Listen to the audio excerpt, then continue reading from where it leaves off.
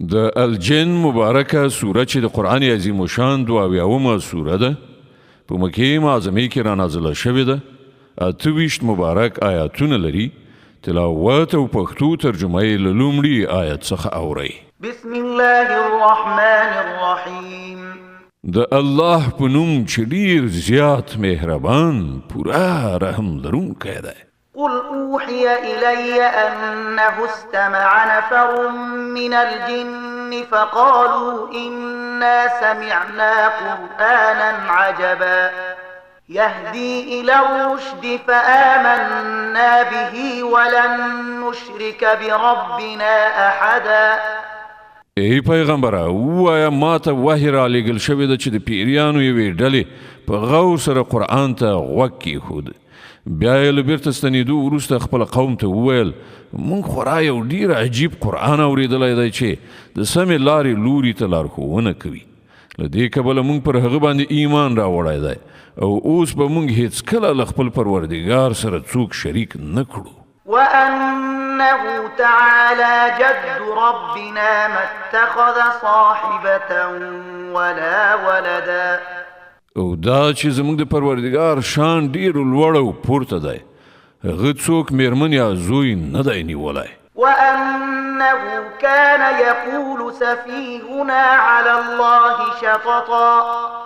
او دا چې زموږ ناپوهان د الله په باب ډېرې د حق پر خلاف خبرې کوي. وأنا ظننا أن لن تقول الإنس والجن على الله كذبا. او دا چې مونږ ګڼلې وه چې انسان او پیری هېڅکله د خدای په باب دروغ نشي ویلی.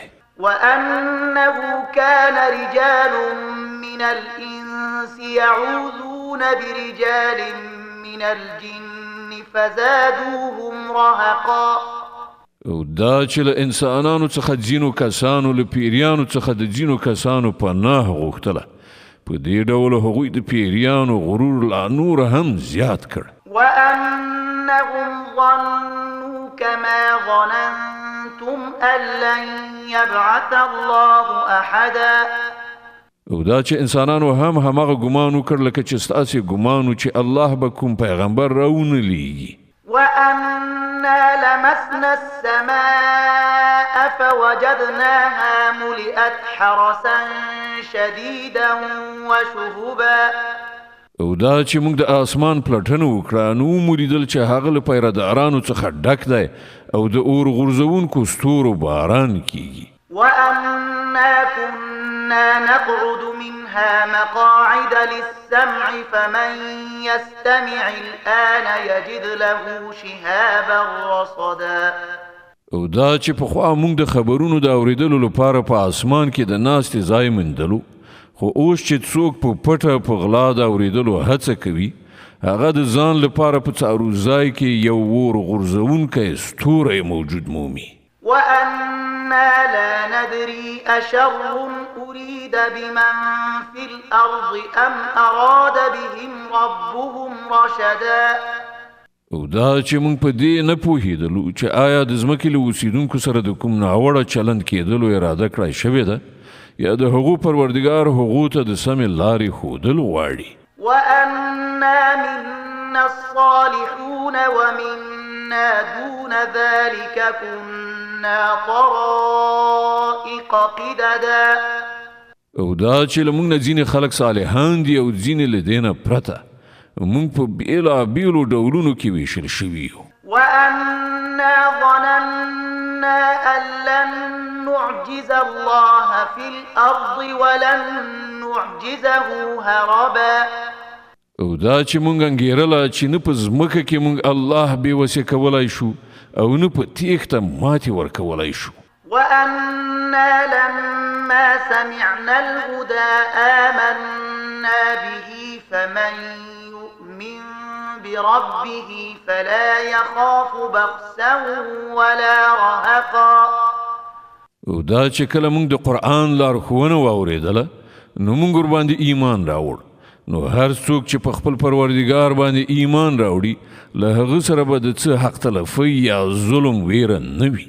وأنا منا المسلمون ومنا القاسطون فمن أسلم فأولئك تحروا رشدا. او دا چې له موږ څخه ځینې مسلمانان یعنی د الله امر منونکي دي او ځینې له حق نه منحرف، نو چا چې اسلام یعنی د امر منلو چلن غوره کړ، هغوی د ژغورنې لاره ولټوله. وأما القاسطون فكانوا لجهنم حطبا. او کوم کسان چې له حق نه منحرف دي، هغوی د دوزخ د سون مواد ګرځېدونکي دي. وأن لو استقاموا على الطريقة لأسقيناهم ماء غدقا لنفتنهم فيه ومن يعرض عن ذكر ربه يسلكه عذابا صعدا. او ای پیغمبره، ووایه ماته دا وحی شوې ده چې که خلک په ثبات سره پر سمه لاره تللي وای، نو موږ به هغوی خو اوبو سره خړوبه کړي وو، تر څو چې په دې نعمت سره هغوی وازمایو. او څوک چې د خپل پروردګار د ذکر نه مخ واړوي، نو د هغه پروردګار به هغه په سخت عذاب کې اخته کړي. وأن المساجد لله فلا تدعوا مع الله أحدا. او دا هم وحی شوې ده چې جماعتونه د الله لپاره دي، نو له دې کبله په هغو کې له الله سره کوم بل څوک مه بلئ. وأنه لما قام عبد الله يدعوه كادوا يكونون عليه لبدا. او دا چې کله چې د الله بنده د هغه د عبادت لپاره ودرېده، نو خلک پر هغه باندې د ورلوېدلو لپاره چمتو شول. قل إنما أدعو ربي ولا أشرك به أحدا. ای پیغمبر، ووایه چې زه خو خپل پروردګار بلم او له هغه سره هیڅ څوک نه شریکوم. قل إني لا أملك لكم ضرا ولا رشدا. ووایه زه تاسې ته نه د څه زیان رسولو واک لرم، نه د څه ښېګڼې. قل إني لن يجيرني من الله أحد ولن أجد من دونه ملتحدا. ووایه ما د الله له مؤاخذې څخه هیڅ څوک نشي ژغورلی، او نه زه د هغه له لمنې څخه پرته کوم د پناه ځای موندلی شم. إلا بلاغا من الله ورسالاته ومن يعص الله ورسوله فإن له نار جهنم خالدين فيها أبدا. زما مسؤلیت له دې پرته بل څه نه دی چې د الله وینا او د هغه پیغامونه ورسوم، او هر څوک چې د الله او د هغه د پیغمبر خبره ونه مني، د هغه لپاره د دوزخ اور دی، او دغه راز خلک به په هغه کې د تل لپاره اوسیږي.